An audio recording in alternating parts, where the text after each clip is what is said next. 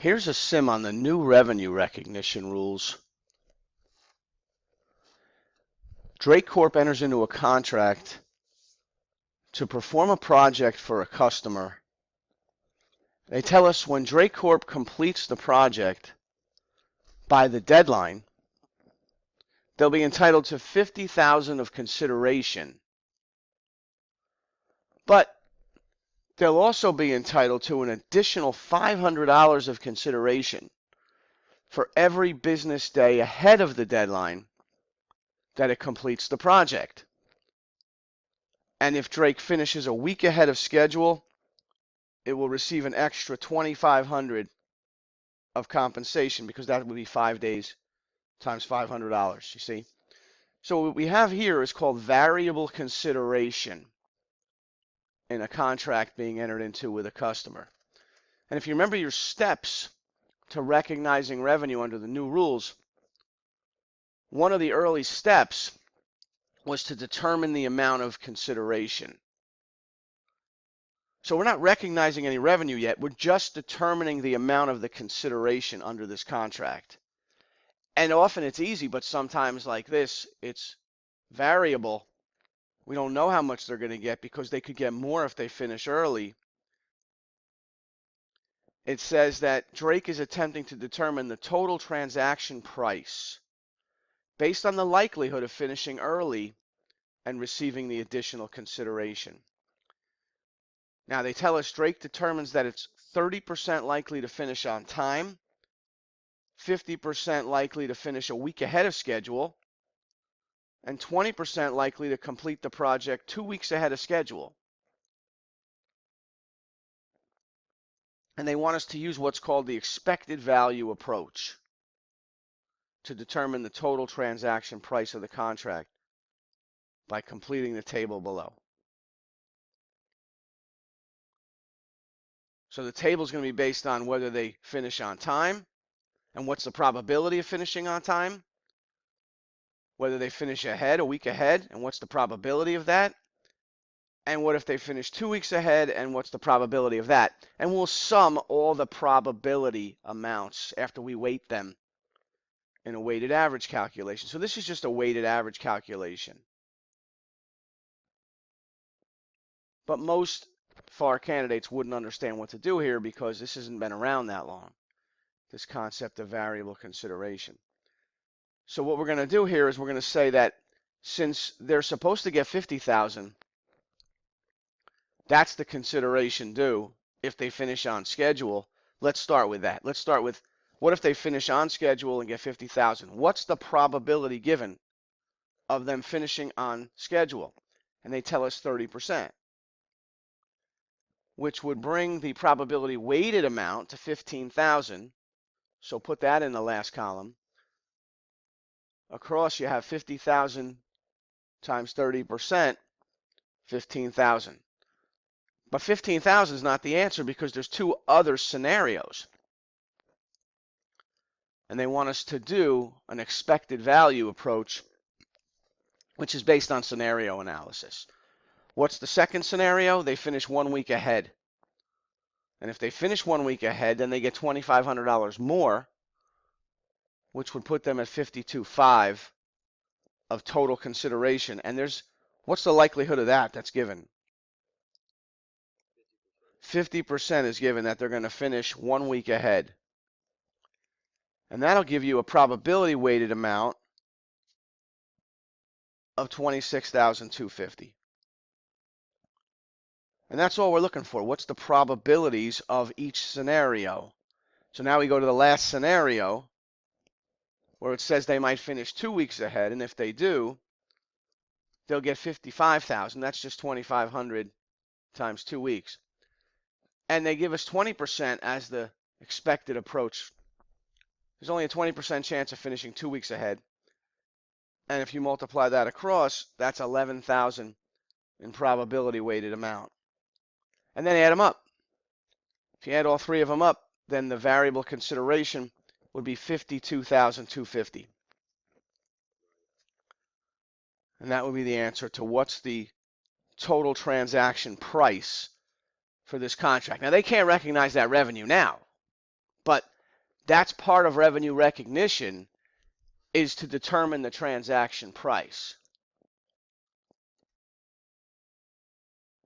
And sometimes there's variable consideration, so you have to go through steps like this to determine the transaction price. Now let's do another one similar to this. Here we just estimated a range of possible amounts and used the expected value approach. We found a range of possible consideration amounts.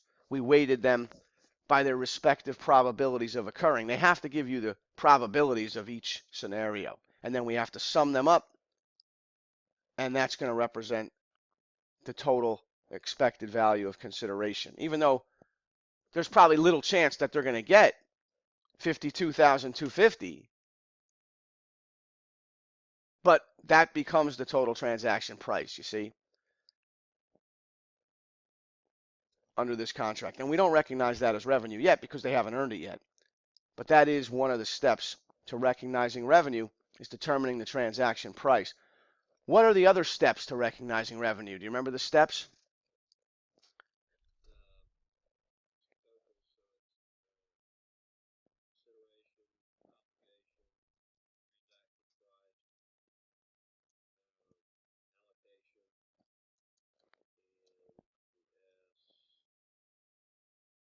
All right, step one to recognizing revenue is to identify the contract with the customer. You've got to be able to say, do I have a contract with this customer? Yes or no? And if you have one, you've satisfied step one.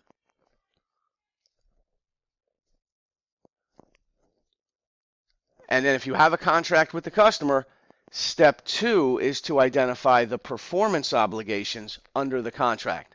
You might only have one performance obligation, just to ship goods out of a warehouse and send them to your customer. That might be your only performance obligation. Customer orders 500 cases of Snapple iced tea. You have a contract with the customer that you identified in step one. What's the performance obligation? Ship the goods to the customer. That might be your only performance obligation. But there are many different types of contracts today that involve multiple performance obligations. For example, if I was to sell you something like a phone system, where one part of my performance obligation is to deliver you the phone system and install it, and also another part of my performance obligation was to train your staff how to use it, and there'd be a software license involved maybe too. That'd be a third performance obligation, is you'd have to purchase the software license. And then there'd be another performance obligation because I'm going to provide support for 2 years for the entire contract. That'll cover the phone system, the software, and any questions you might have. These would be all different performance obligations, you see. There might be multiple elements. And what about determining the transaction price? That's step three. That's the one we just did a sim on. Determine the transaction price is step number three in recognizing revenue. And if you have all these different performance obligations, it gets complicated to determine the transaction price. Or if you have variable consideration that we just saw, then it could get complicated to determine the transaction price. But that's step three. So step one was identify the contract with the customer. What was step two? Identify the separate performance obligations, because if there's more than one, you're going to have to identify each one.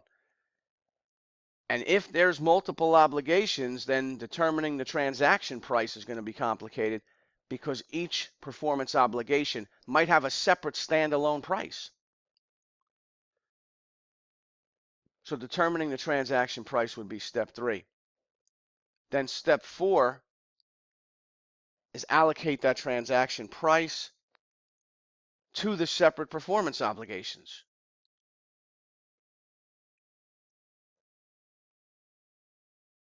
And then finally recognize revenue as the entity satisfies each performance obligation.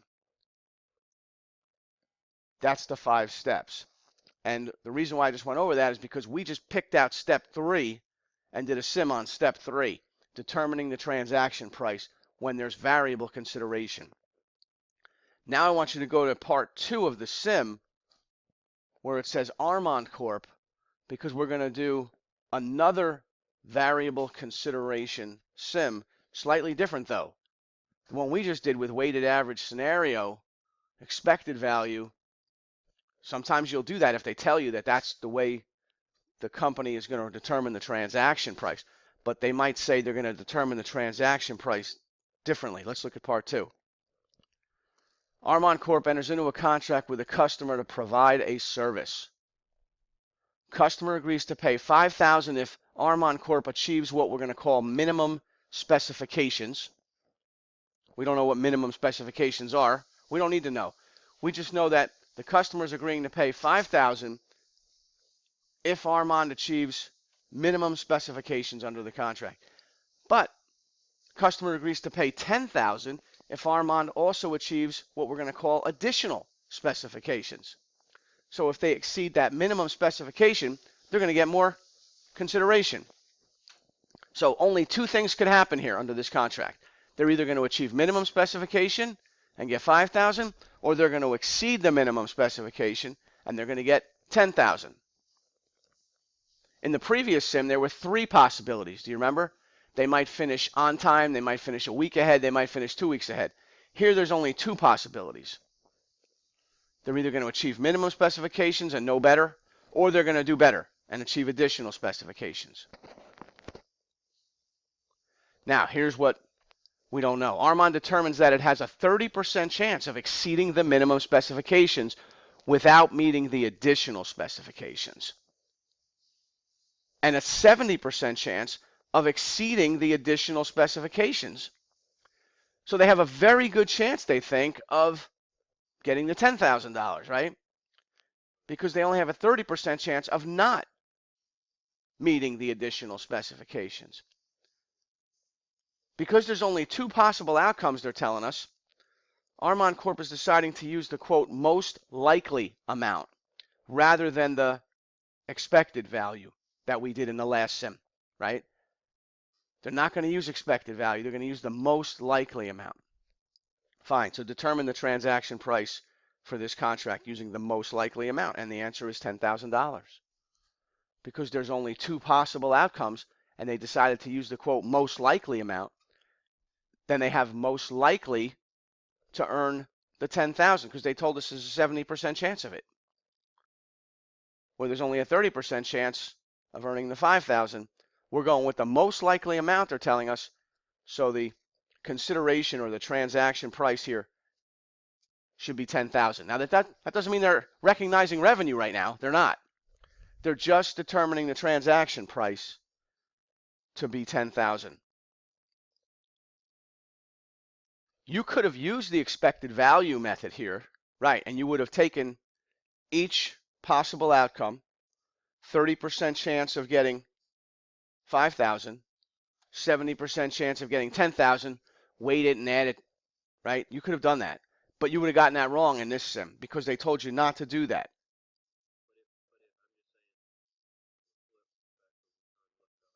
You could have done it. Yeah, they could have asked for that.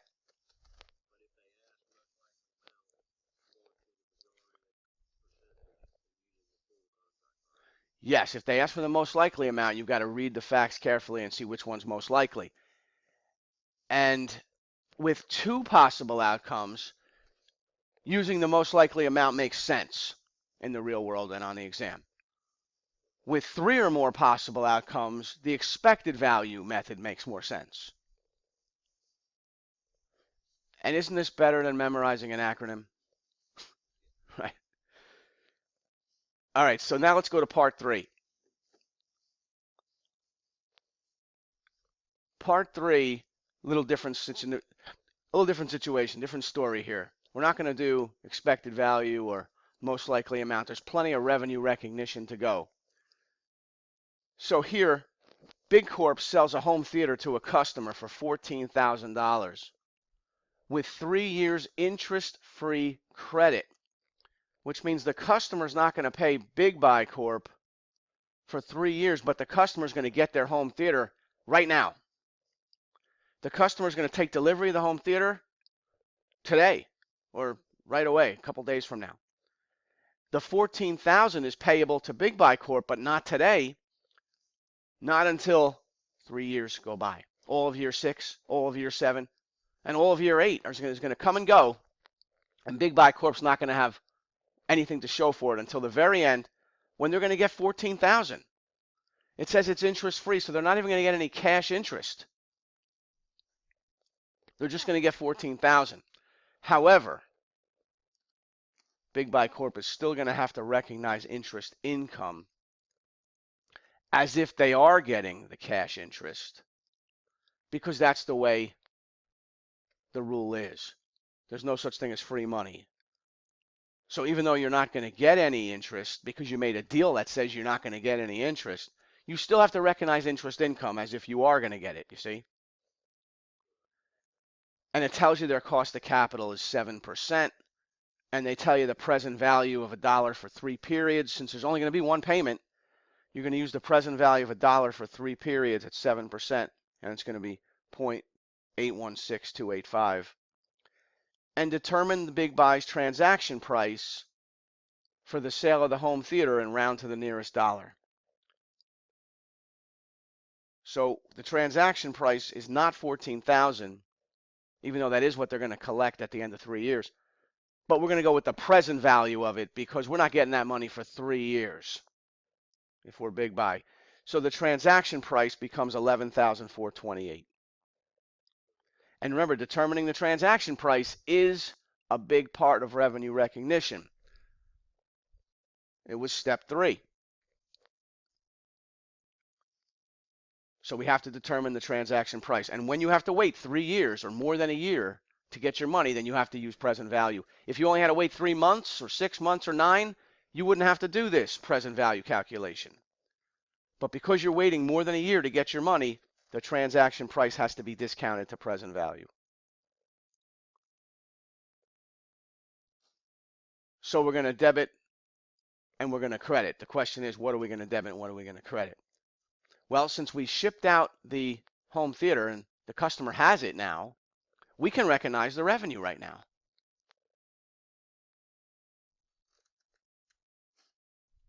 So we're going to credit revenue for $11,428, not for $14,000, but for $11,428. And what's our debit? Loan receivable, yeah, some kind of receivable. So debit the receivable, credit the revenue for the discounted amount.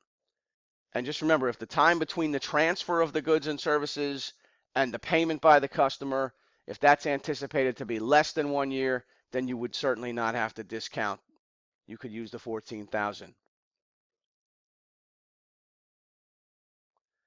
All right, number 2, how much interest income will be recognized by Big Buy in year 6 and round to the nearest dollar?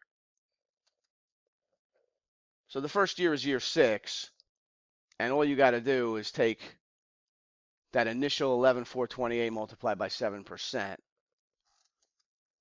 And there's going to be $800 of interest income, even though there's not going to be any interest received in the end because this is an interest-free loan. They still recognize $800 of interest income with a credit and debit loan receivable for another $800. Just pile it on top. The $800 just makes the loan receivable higher. So the carrying value of the loan receivable is going up by this amount of interest. And that's your only entry at the end of the year, the whole year for this, other than that first entry to recognize the revenue, is just this interest income, even though there's no cash interest going to be collected. And then nothing happens until the end of next year because there's been no payments. So the only thing that happens is at the end of year 7, we have more interest income to recognize for a full year. But it's not going to be the same amount of interest. It's not going to be $800. What's it going to be this time?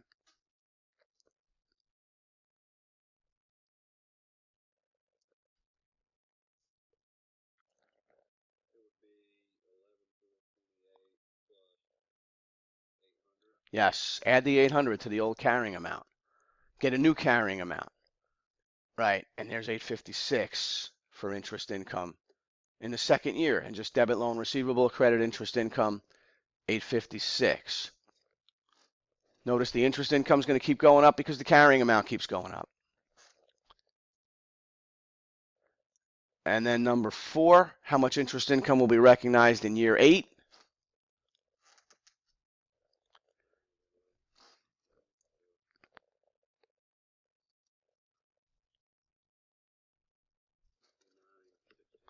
$916.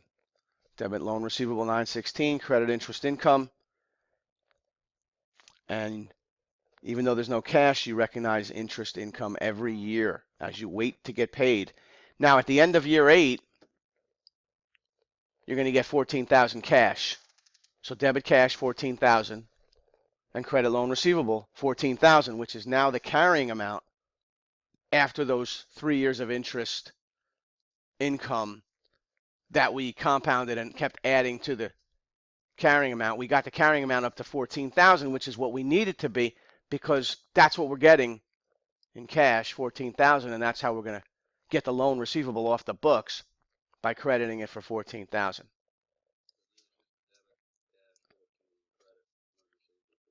Right. Debit cash, credit loan receivable 14. Now let's analyze this.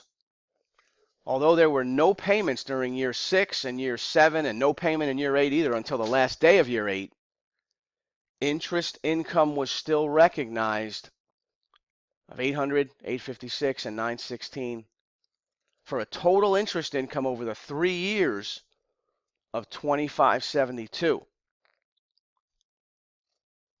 No cash interest because it was an interest-free transaction, they told us. But there's still interest income of $2,572. Hey, it's Darius announcing the endless summer guarantee. Get 90 days of what my students have dubbed the FAR video bundle, with a free 90-day reload if you take FAR and don't pass. Go to cpaexamtutoring.com and click the PayPal button before September 3rd. Click the PayPal button before September 3rd and get the complete FAR video bundle with the endless summer guarantee. Get 90 days of access, and then if you take FAR and don't pass, the endless summer guarantee kicks in and you'll receive a 90-day reload. But you got to take advantage of this special before September 3rd, 2018.